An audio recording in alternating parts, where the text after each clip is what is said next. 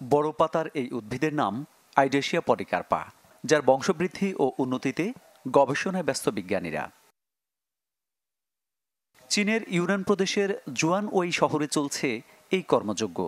বিজ্ঞানীরা বলছেন, চীনের প্রধান কাঠের তেল উৎপাদনকারী উদ্ভিদ জাতের মধ্যে এটির অভিযোজন ক্ষমতা সবচেয়ে বেশি। এছাড়া রয়েছে দ্রুত বৃদ্ধি ও উৎপাদন ক্ষমতাও। এগুলো আইডেশিয়া পলিকার্পার বীজ।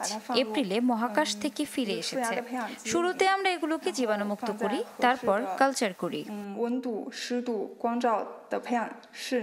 বৈরী আবহাওয়ায় সক্ষমতা যাচাইয়ে শেনজু 16 জানে করে গেল বছর এর বীজ পাঠানো হয় মহাশূন্যে।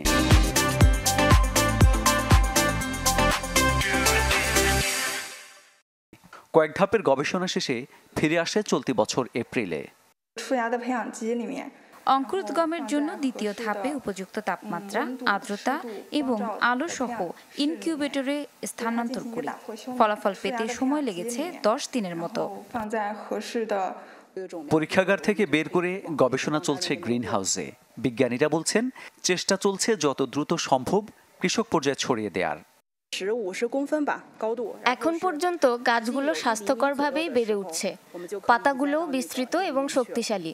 40 থেকে 50 সেন্টিমিটার উঁচু হলেই মাটিতে স্থাপন করা হবে।